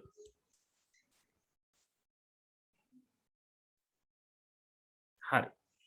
ඊළඟට පස්වෙනි කොටසේ අහලා තියෙනවා ශල්‍යාගාරයක භාවිතය සඳහා තිත්න්‍යාස මුද්‍රකයක් සුදුසු නොවන්නේ ඇයි? තිත්න්‍යාස මුද්‍රකයක් dot matrix printer එකක් කියලා කියන්නේ impact printer එකක් කියලා අපි කියනවා. ඝටන වර්ගයේ මුද්‍රණ යන්ත්‍රයක් කියලා. right ඒතර ඝටන වර්ගයේ මුද්‍රණ යන්ත්‍රයක් කියලා කියන්නේ මොකද්ද? ගැටීමක් ඇති කරලා තමයි මුද්‍රණය කිරීම කරන්නේ. එතකොට dot matrix කෙනාට ගැටීමක් ඇති කරන නිසා සැලකිය යුතු ශබ්දයක් නිකුත් වෙනවා. right ඒක නිසා ඒ වගේ එකක් ශල්‍යාගාරයකට සුදුසු වෙන්නේ නැහැ. මොකද ශල්‍යාගාරය කියලා කියන්නේ බොහොම නිශ්ශබ්දව පවත්වාගෙන යන්න ඕන පරිසරයක් සහිත ස්ථානයක්. right ඒක නිසා අපිට සරලව උත්තර දෙන්න පුළුවන් ඉන් ශබ්දයක් පිටවන නිසා. නැත්නම් ඉන් සැලකිය යුතු ශබ්දයක් නිකුත් වෙන නිසා කියලා. right එතකොට ශබ්දය ගැන සඳහන් කරලා තියෙනවා නම් ඔයගලන්ට ලකුණු දෙකක් අරගන්න පුළුවන්. printers වර්ග ගත්තම ඔය impact printers ඝටන මුද්‍රණ යන්ත්‍ර විඝටන නැත්නම් ඝටනය නොවන මුද්‍රණ යන්ත්‍ර කියලා වර්ග දෙකකට වෙන් වෙනවා. impact printers non impact printers කියලා. ඝටන වර්ගයේ කට්ටියට තමයි ඔය dot matrix කියන කෙනා අයිති වෙන්නේ. ඝටනය නොවන නැත්නම් විඝටන වර්ගයේ මුද්‍රණ යන්ත්‍ර ගැන කතා කරොත් laser jet ඊළඟට ink jet bubble jet කියන වර්ග right ඊළඟට thermal printers තාප මුද්‍රක ඊළඟට තමනද අපිට තියෙන්නේ ඔය දේවල් තමයි ප්‍රධාන වශයෙන් නේද ලේසර් මුද්‍රක දැන් එතකොට සර් නිකන් අපි සාමාන්‍යයෙන් යූස් කරනකොට ඔෆිස් වල ගෙවල් වල යූස් කරනකොට යූස් වෙන්නේ මොන printer එකද ඔයගොල්ලෝ? ඔය ಜಾති දෙකම පාවිච්චි කරන්න පුළුවන්. ගෙදරක සාමාන්‍යයෙන් ගොඩක් වෙලාවට dot matrix එකක් පාවිච්චි වෙනවා හරි අඩුයි. dot matrix ඒවා තමයි පුතේ ඔයගලන්ට අර ඔය ගොඩක් එක එක shops වලට සුපර් මාකට් වලට ඔය එක එක shops වලට ගියාම බිල print කරලා දෙන්න පාවිච්චි කරන්නේ. අර print වෙනකොට අපිට කරාස් ගාලා හොඳ සද්දයක් ඇහෙන්නේ. ඒව ඇවිල්ලා dot matrix ඒවා. dot matrix print out එක අරගත්තම අපිට බොහොම පැහැදිලිව මේ මෙහිම dots එකතු වෙලා තමයි characters හැදිලා තියෙන්නේ කියන එක බලා ගන්න පුළුවන්. දැන් ඔය සුපර් මාකට් බිල් එකක එහෙම ගත්තම දැන් ඒගොල්ලෝ මේ thermal printers උත් පාවිච්චි කරනවා. thermal print එකෙන් එන එකක් මෙහෙම බලා ගන්න බෑ. dot matrix එකෙන් ආවම අපිට පොඩ්ඩක් එහාට ලං කරලා බැලුවොත් මේ dots ටික බලා ගන්න පුළුවන්. හැබැයි normal print out එකක ඒ කියන්නේ අපි ඝටනය නොවන එකක් පාවිච්චි කරොත් bubble jet inkjet laser වගේ පාවිච්චි කරොත් අපිට එහෙම dots බලා ගන්න බෑ. character එක තමයි ලස්සනට අපිට පේන්න තියෙන්නේ. right ඒතර ගොඩක් වෙලාවට නිවසක භාවිතාව සඳහා bubble jet printer එකක්, inkjet printer එකක් සහ laser printer එකක් පාවිච්චි කරන්න පුළුවන්. සෝකන්ස අර මිල බලන්න ඕන නේස ගැන අර මේ වැඩි කරගන්න යන ප්‍රමාණය. ඔව් එතනදි දැන් ওই shop එකක් වගේ එකක් ගොඩක් වෙලාවට dot matrix අරගන්න ඒගොල්ලන්ගේ cost එක ගොඩක් අඩුයි. printing cost එක ගොඩක් අඩුයි. right දැන් සාමාන්‍යයෙන් අර ink tank system එක ඔය bubble jet inkjet printers වල printing cost එක ගොඩක් අඩු වෙලා තියෙනවා. right ඒ නිසා දැන් ඊළඟට thermal print පැත්තට ගියාමත් printing cost එක අඩුයි. නමුත් ඒකේ print කරන්න තියෙන හැකියාවනුත් අඩුයි. එයාට පොඩි කියන්නේ ස්පෙસિෆික් සයිස් එකක් තියෙනවා. ඒ පොඩි සයිස් එක විතරයි print කරගන්න පුළුවන් වෙන්නේ. සර් දැන් අර මේ ඉන්ජෙක්ට් එකේ කියන්නේ එකේ සර් අර කාර්ට්‍රිජ් වල නේස ගණන් වැඩි වෙන්නේ. ඔව් කාඩ්රිජස් සාමාන්‍යයෙන් සාපේක්ෂව ගාන වැඩි.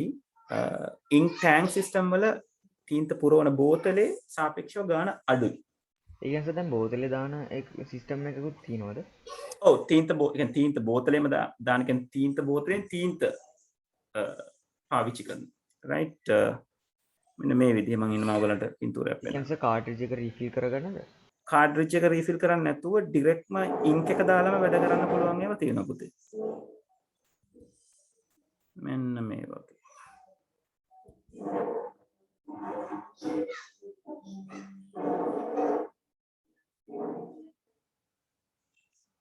මේ තියෙන්නේ dot matrix එකක්. right ඔය hospital වලට ගියාම එහෙම ගොඩක් වෙලාවට ඔයගලන්ට හම්බෙන invoice සහ bill ඔය විදිහයි.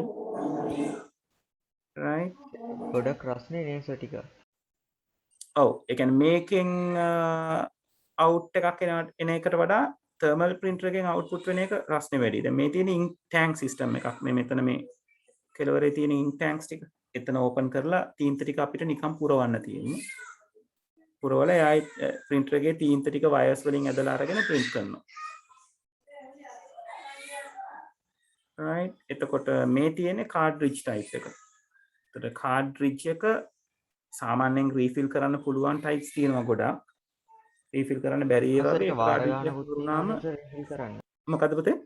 රීෆිල් කරන්න පුළුවන් වාර ගාණක් තියෙනවනේ. ඔව් වාර ගානකුත් තියෙනවා.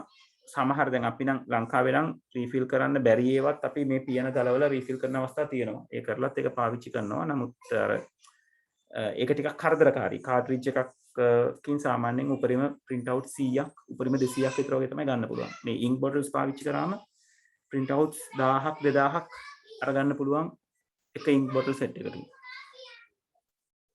මේ තියෙන්නේ laser print type එක. laser print එකේ ඉන්නේ toner කියන එක අනිත් එක plotter. ඔයගලන්ට කියන බෑ plotter එකක් සාමාන්‍යයෙන් අපි පාවිච්චි කරනවා අර ගොඩක් ලොකු banners වගේ දේවල් print කරගන්න. right හරි. ඊළඟට අහල් තියෙනවා එක සමාන කාලයකින් යුතු ශ්‍රව්‍ය පසුරකට වඩා දෘශ්‍ය පසුරුවක් සඳහා වැඩි පරිගණක මතකයක් අවශ්‍ය ඇයි? ඔව් ඇයි ඒ ශ්‍රව්‍ය පසුරුවක් කියලා කියන්නේ ඒකේ තියෙන්නේ audio කියන data එක විතරයි. දෘශ්‍ය පසුරුවක් අරගත්තයින් පස්සේ ඒක ඇතුලේ audio and video කියන දෙකම ඇතුළත් වෙන්නත් පුළුවන්. ඒ වගේම තමයි වීඩියෝ එකක චිත්‍රක මැවීමේ අවශ්‍යතාවය නිසා පික්සල්ස් වලට වඩා වැඩි ඉඩක් ගත වෙනවා. වැඩි ඉඩක් පාවිච්චි වෙනවා. ඒක නිසා audio පසුරක නැත්නම් audio clip එකක තියෙන data වලට වඩා ගොඩාක් වැඩි data ප්‍රමාණයක් video clip එකක ඔයගලන්ට දකින්න පුළුවන්. ඒක එක සමාන කාලයක් අරගත්තොත් ඒක හරියට අපි කතා කරන්නේ විනාඩි 3ක සින්දුවක් සහ විනාඩි 3ක වීඩියෝ සෝන් එකක් අතර. ඒතකොට විනාඩි 3ක MP3 සෝන් එකක් කියලා කියන්නේ හඬ විතරයි අතර මෙතන තියෙන්නේ. විනාඩි 3ක වීඩියෝ සෝන් එකක් කියලා කියන්නේ හඬ සහ රූප. රූප වලට එනකොට පික්සල්ස් ප්‍රමාණය වැඩි වෙනවා පික්සල්ස් වැඩි වෙනවා කියලා කියන්නේ ඒකේ තියෙන කැපැසිටි එක වැඩි වෙනවා කියන එක. ඔන්න ඔය තර්ක කිරීම තමයි ඔයගොල්ලෝ උතන ලියලා පෙන්නන්න ඕනේ. මාකින් ස්කීම් එකේ කියලා තියෙනවා video clips contains more information than audio clip. Generally video clip contains imaging information and addition to the audio information. අර අපි කතා කරපු දේ. වීඩියෝ පසුරක audio පසුරකට වඩා වැඩි දත්ත ප්‍රමාණයක් අපිට වෙනවා. වීඩියෝ පසුරක images හැරුණකොට ඒ කියන්නේ චිත්‍රක හැරුණකොට ශබ්ද සඳහා යම් ඉඩක් භාවිත කරන්න සිද්ධ වෙනවා. ඒක නිසා වීඩියෝ ක්ලිප් එකක් නැත්නම් වීඩියෝ පසුරක ධාරිතාවය ඔඩියෝ පසුරක ධාරිතාවට වඩා ප්‍රමාණයෙන් වැඩි වෙනවා. එතකොට ඕක නිවැරදිව සටහන් කරගෙන තියෙනවා නම් ලකුණු 2යි. හරි ඊළඟට 7 වෙනි ප්‍රශ්නේ පඨන මාත්‍ර මතකය හා සසම්භාවී ප්‍රවේශ මතකය යන පුද්ගලික පරිගණක මතකවත් දෙක ඇතුලේ නශ්‍ය වන්නේ කුමන මතකයද? නශ්‍ය වන මතක අරගත්තම කම්පියුටර් එකක නශ්‍ය වන මතක 3ක් තියෙනවා. මොනවාද? එක්කෙනෙක් තමයි RAM එක. අනිත් එක්කෙනා රෙජිස්ටර් මතකය කියලා අපි කියනවා. අනිත් එක්කෙනා රෙජිස්ටර් මතකය RAM සහ අනිත් එක්කෙනා කෑෂ් වාරක මතකය.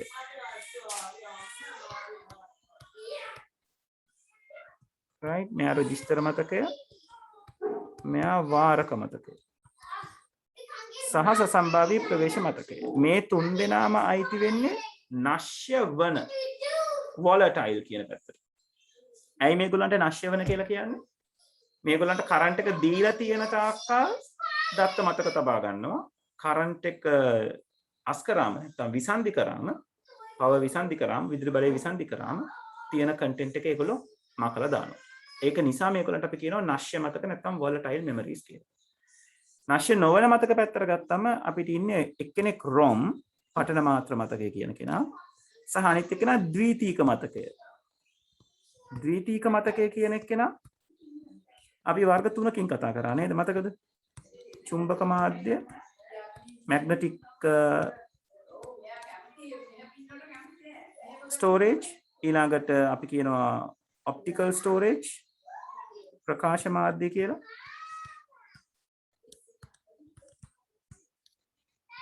අන්තිමට කියනවා ඝන මාධ්‍ය කියලා. solid state. චුම්බක මාධ්‍යයට තමයි අපේ සාමාන්‍යයෙන් අපි කතා කරන hard disk drive එක හම්බෙන්නේ. ඒ කියන්නේ traditional hard disk එක. right දැන් hard disk එක තියෙනවා solid state වල SSD කියලා අපි කියන්නේ. නමුත් HDD කියලා අපි කතා කරන hard disk drive කියන එක අයිති වෙන්නේ චුම්බක මාධ්‍ය. ඊට අමතරව මෙතනට floppy disk එක අයිති. ඊළඟට magnetic tape එක අයිති. right ප්‍රකාශ මාධ්‍ය වලට තමයි අපිට අයිති වෙන්නේ CD, DVD, Blu-ray ඔය කියන ටික. ඝන මාධ්‍ය වලට අයිති වෙනවා SSD වර්ගයේ hard disk ඒ වගේම ඔයගලන්ගේ ෆෝන්ස් වලට පාවිච්චි කරන micro SD කියලා අපි කියනවා. right ඊට අමතරව memory chips කියලා අපි කියනවා. ඔව් පුතේ. කොහොමද සර් normal hard එකකට වඩා SSD hard එකක් ඒ ස්පීඩ් එක වැඩි SSD hard disk එකේ පුතේ තියෙන්නේ electronic circuit එකක්. ඒතර electronic circuit එකකින් දත්ත එවන්න පුළුවන් විදුලියේ වේගයෙන් magnetic disk එකක තියෙන්නේ magnetic particles එහෙට මෙහෙට කරලා head එකෙන් read කිරීමක් කරන්න ඕනේ. ඒතර එයාට සාපේක්ෂව වෙලාවක් යනවා solid state එකකට වඩා data එකක් එළියට දෙන්න. මොකද එයා disk එක කරකවන්න ඕනේ. ඊට පස්සේ අදාළ තැන head එක ගිහිල්ලා ගමන් කරවන්න ඕනේ අදාළ දත්තේ අරගන්න. solid එකේ එහෙම දෙයක් නැහැ. solid එකේ තියෙන්නේම circuit එකක්. ඒතර ටක් ගාලා circuit එක pen drive එකක් වගේ නේ සර්. ඔව් pen drive එකේ තියෙන system එකම තමයි එතන ලොකුවට SSD එකේ ඔයගලන්ට දකින්න හම්බෙන්නේ. සර් SSD එක මුලින්ම ඉන්ට්‍රොඩියුස් කරලා දුන්නේ Samsung කම්පැනි නේද? එහෙම නම් පුතේ මට මතකයක් නැහැ කොහොමද කියන්න. ගොඩක් මොකද SSD සාමාන්‍යයෙන් අපිට හම්බෙන්නේ Samsung brand එකෙන් තමයි ගොඩක් ඒවා. දැන් තියෙනවනේ සර් වෙන brand වලින් වෙන brand වලින් තියෙනවා. දැන් තියෙනවා වෙන brand ගොඩක් තියෙනවා. Right. Nangi's putting some cookie. Okay. It's not a good thing for Nangi. Yes. Can you help Nangi? Oh, yes, you can. You hold. Come soon. හරි එතකොට 6 වෙනි ප්‍රශ්නෙට අදාළව sorry 7 වෙනි ප්‍රශ්නෙට අදාළව අහලා තියෙන පට්ටමාත්‍ර මතකයේ සසම්භාවී ප්‍රවේශ මතකයේ යන පුද්ගලික පරිගණක මතක වර්ග දෙක ඇතුලේ නශ්‍ය වන්නේ කුමට මතකද? නශ්‍ය වන්නේ කවුද? සසම්භාවී ප්‍රවේශ මතකය. ඒක හරියට අඳුන්වලා දෙනවට ඔයගලන්ට ලකුණු දෙකක් දෙනවා. ඒතර උත්තරය වෙන්නේ random access memory නැත්නම් සසම්භාවී ප්‍රවේශ මතකය. right 8 වෙනි ප්‍රශ්නය අහලා තියෙනවා චිත්‍රක උපයෝගිතා මෘදුකාංගයක් භාවිතා කර F අකුර පිළිවෙලින් තිරස් හැරුම flip horizontal සහ සිරස් හැරුම යන ක්‍රියාවලියට වාචනය කළ විට ලැබෙනා වූ සංකේත දෙක හැඳ පෙන්වන්න. right flip කරන එක මේ තියෙන flip කරන විදිහ. horizontal flip කරාම ඒ කියන්නේ අපි කාඩ් එකක් තියලා කාඩ් එක දකුණු අත පැත්තට හැරෙව්වම මොන වගේද කියලා. right සාමාන්‍යයෙන් අපි F අකුර ලියන්නේ නේද? සාමාන්‍යයෙන් F අකුර ලියන්නේ මේ විදිහට. ඒතර horizontally flip වෙනවා කියලා කියන්නේ මේ විදිහට කණ්ණාඩියක් තිබ්බා හා සමානයි. right ඒතර මේ තියෙන්නේ දර්පණයක් නම් මෙයාගේ දර්පණ ප්‍රතිබිම්බය. vertically flip වෙනවා කියලා කියන්නේ මොකක් කරාමද? සාමාන්‍ය මේගොල්ලෝ මෙතන ඇඳලා තියෙන එක නම් එච්චරම හොඳ එකක් නෙවෙයි. මේගොල්ලෝ අර ඇඳලා තියෙන මේ horizontally flip වෙච්ච එක්කෙනාගේ vertical flip එකයි මේගොල්ලෝ ඇඳලා තියෙන්නේ. හරි විදිහට ගත්තොත් මෙයාගේ vertical flip එක කියලා කියන්නේ මෙන්න මේ ආකාරයට. ඒක උඩ යටි කුරු කරාම එන එක කියන්නේ. අන්න right උඩ යටි කුරු කරා. right මේක rotate කරලත් අපිට අරගන්න පුළුවන්. right සාමාන්‍යයෙන් vertical යටි කුරු කරන එකයි සර් rotate කරන එක අතර වෙනස තියෙන්නේ සර් මේ rotate කරාම මේ පින්තූරය අර ඔක්කොම ටික වෙන විදිහකට හැදෙන එකනේ. ඔව් rotate කරාම එන්නේ ඔළුවෙන් අතට යනවනේ. ඒතර මෙතන ඔළුවෙන් අතකට යෑමටත් වඩා නිකන් අර වම දකුණ මාරු වීමක් තමයි සිද්ධ වෙන්නේ. right මේ vertical flip එකේදී නම් ඔළුවෙන් අතට යනවා. ඔළුවෙන් හිට ගන්නවා වගේ ක්‍රියාවක් වෙනවා. දැන් මේ F එක මේ විදිහට ආවෙන් පස්සේ vertical flip එකක් වුණාම ඔළුවෙන් අතට ඉන්නවා කියන එකට එනවා. හැබැයි horizontal flip එකේදී වෙන්නේ වම දකුණ මාරු වෙන එක.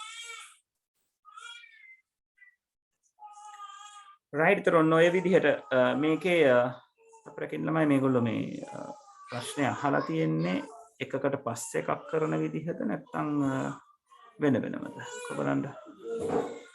චිත්‍රක උපයෝගිතා මෘදුකාංගයක් පාවිච්චි කර F අකුර පිළිවෙලින් තිරස්. ඔව් පිළිවෙලින් ඒගොල්ලෝ හදින් මුලින්ම තිරස් හැරුම කරන්න ඕනේ ඊට පස්සේ සිරස් හැරුම කරන්න ඕනේ. එතකොට මෙතන තියෙන උත්තරේ හරි ළමයි.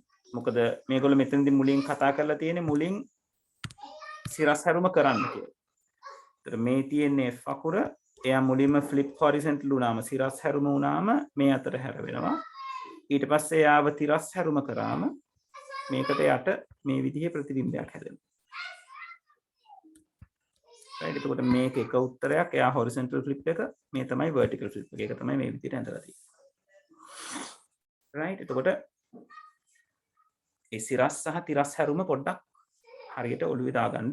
මොකද ඔය සාමාන්‍යයෙන් graphic tool එකක අපිට normally හම්බෙන දේවල්. right හරි. ඒතර මේ දෙන්න හරියට ඇඳලා තියෙනවා නම් ලකුණු දෙකක් අරගන්න පුළුවන් 8 වෙනි ප්‍රශ්නෙට. 9 වෙනි ප්‍රශ්නේ අහලා තිනවා පූර්ණ ද්විපත sannivedana සඳහා උදාහරණ දෙකක් ලියා දක්වන්න. උදාහරණ ගොඩක් ලියන්න පුළුවන් ඕගලන්ට. නේද? mobile communication, telephone conversation එකක්. right? ඊළඟට email communication එකක් ඔයාලට දෙන්න පුළුවන්. right? ඔය වගේ උදාහරණ දෙන්න පුළුවන්. මෙතන මේගොල්ලෝ උදාහරණ විදිහට දීලා තියෙනවා. telephone conversation, video conference, mobile phone conversation, right? ඊළඟට ඔයගලන්ට chat conversation එකක් උනත් අරගන්න පුළුවන්. duplex communication එකක් විදිහට. right? සාමාන්‍යයෙන් website එකක් වෙත යොමු වීම. එහෙම නැත්නම් අන්තර්ජාලය හරහා වෙබ් අඩවියක් නිරීක්ෂණය කිරීම කියන එක අපිට අරගන්න වෙන්නේ half duplex communication එකක් විදිහට. මොකද අපි browser එකේ අපිට අවශ්‍ය වෙන website එකේ නම දුන්නම තමයි browser එක උඩ අදාළ website එක ඔයගලන්ට දකින්න හම්බෙන්නේ. Okay, Suzu. No, I'm mommy pig. Oh, sorry. Pig. right එතකොට 9 වෙනි ප්‍රශ්නෙට අදාළව ඔන්න ඔය උත්තර ටික එන්න ඕනේ. මේකෙන් කැමැති දෙකයි මේගොල්ලෝ අහලා තියෙන්නේ. ඒ දුරකථන සංවාදයක්, වීඩියෝ දුරකථන සංවාදයක්, ජංගම දුරකථන සංවාදයක්, chat එකක්. ඒ කියන්නේ අපි කියනවා ඒක chatම කියලා ඉවර ගැටලුවක් නෑ. chat සංවාදයක්. right විකල්ප උත්තර තියෙනවා නම් ළමයි මට පොඩ්ඩක් කියන්න. right ඒකට අනුව මේකට ලකුණු දෙකක් හම්බ වෙනවා. ඔව් පුතේ. right හරි ඊළඟට අහලා තියෙනවා 999 mod 1000 සහ 1000 mod 999 එහි අගයන් පිළිවෙලින් ලියා දක්වන්න. දැන් මේ mod කියන කෙනා පාවිච්චි වෙන්නේ මොකටද? mod කියන ඔපරේටර් එක අපි පාවිච්චි කරන්නේ යමකින් බෙදලා ඉතුරු අගය අඳුන ගන්න. නේද? ඒතර පළවෙනි එක්කෙනාගේ කියන්නේ මොකක්ද? 999 බෙදන්න කියනවා 1000. right 999 බෙදුවම මොකද වෙන්නේ? 999 කියන කෙනා 1000න් බෙදුවම ඕගලන්ට එනවා උත්තරය 0යි remaining එක 0.999 අන්න එහෙම ගියොත් වැරදිනවා. 999 mod 1000 කියන එකට පුතේ උත්තරේ එන්නේ 999. හේතුව තමයි 999 1000න් බෙදුවම 0යි ඉතිරි 999යි. මෙන්න මේ ඉතුරු වගේ තමයි mod එකෙන් අල්ලගන්නේ. ඒක නිසා මෙයාට එන්න උත්තරේ තමයි 999. අපි 1000 කියන කෙනා 999න් බෙදුවා. එතකොට එනවා 1යි එක් පරක් 999 ඉතිරි 1යි. එතකොට 1000 mod 999ට උත්තරේ එන්නේ 1. right එතකොට මෙයාට උත්තරේ එනවා 999යි කියලා. මෙයාට උත්තරේ එනවා 1යි කියලා. right ඒ විදිහට ගත්තොත් පළවෙනි එකට 999 දෙවෙනි එකට 1 කියන උත්තරේ. ඒක හරියට අරගෙන තියෙනවා නම් ඔයගලන්ට ලකුණු දෙකක් හම්බ වෙනවා. ඔය විදිහට පළවෙනි ප්‍රශ්නෙට ලකුණු 20ක් හම්බ වෙනවා. ඔය විදිහට තමයි ඕගලන්ගේ පේපර් එක හැදිලා තියෙන්නේ. පළවෙනි ප්‍රශ්නේ අනිවාර්යෙන් ප්‍රශ්න 10යි. ඒ ප්‍රශ්න 10 අනිවාර්යෙන් කරන්න ඕනේ. ඒක රාම ඒකට ලකුණු 20ක් හම්බ වෙනවා. ඊට අමතරව ප්‍රශ්න 4ක් කරන්න ඕනේ. ඒ ප්‍රශ්න 4ට එකකට ලකුණු 10 බැගින් ලකුණු 40ක් හම්බ වෙනවා. ඒක තමයි ලකුණු 60 කියන එක හැදෙන්නේ දෙවෙනි පේපර් එකට. පළවෙනි පේපර් එකෙන් ලකුණු 40න් කීයද කියලා ඇවිල්ලා තමයි 100න් කීයද කියලා ඔයගලන්ට තීරණය වෙන්නේ. හරි පළවෙනි ප්‍රශ්නේ පැහැදිලිද? හැමෝම කන්ෆර්ම් කරන්න. 10න් 10ම හම්බෙච්ච කවුරු හරි ඉන්නවද?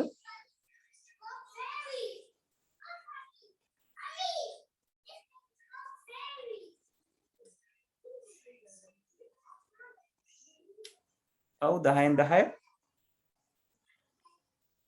10න් 9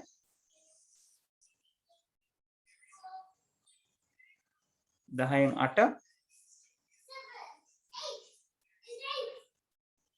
ආයශාන් හොඳයි 10න් 8 හොඳයි හිමංස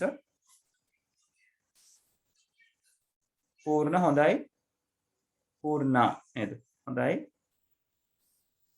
right හරි දැන් වෙලාව 6:29 තියෙන නිසා මම දෙවෙනි ප්‍රශ්නේ පටන් ගන්නෙ නෑ. එතකොට ඊළඟ දවසේ අපි දෙවෙනි පේපර් එකේ ප්‍රශ්න ටික කතා කරලා ඉවර කරනවා. ඒ ඉවර කරලා 2008 ප්‍රශ්න පත්‍රයට යනවා වෙලාව තිබුණොත්. ඒක නිසා 2009 ප්‍රශ්න පත්‍රයට 2009 ප්‍රශ්න පත්‍රයේ 2008 ඉවර කට්ටිය 2009 කරන්න පටන් ගන්න. ටයිම් කරලා කරන්න ළමයි. මම නිරන්තරයෙන් ඔක මතක් කරන්න අවශ්‍ය නැහැ. right හරි විදිහට කරන්න. ඉගෙන ගනිමින් දේවල් ටික කරන්න. මොනවාද වැරදුනේ? වැරදිච්ච ටික ඉගෙනගෙන ඊළඟ පේපර් එක try කරන්න. හැම පේපර් එකම වැරදින ටික විතරක් ඉගෙන ගන්නකො. ඒ ඇති. එතකොට ඔයගලන්ට papers 3-4ක් ඉස්සරහට යනකොට තේරෙයි. ඔයගලන්ට රිවයිස් කරන්න තියෙන දේවල් සෑහෙන අඩුයි කියලා. right හරි. එහෙනම් අපි අදට මෙතනින් කතා බහ නතර කරනවා. ඊළඟ දවසේ පරණ පුරුදු වෙලාවටම online හම්බෙන්න ළමයි තාම offline classes පටන් ගන්න එක ගැන තීරණයකට ඇවිල්ලා නැහැ. ඒක නිසා online මේ විදිහට අපිට මුණ ගැහෙන්න තියෙන ලබන සතිය. right හරි ගිහිල්ලා එන්න. පරිස්සමෙන් ඉන්න ළමයි නැවත වතාවක් කොරෝනා වැඩි වෙගෙන යන තත්ත්වයක් තියෙන. ඒක නිසා බොහොම පරිස්සම් වෙන්න. පරිස්සම් වෙලා ලබන සතියේත් මේ වෙලාවටම අපි හම්බෙමු. හරි ගිහිල්ලා එන්න හැමෝම. good night.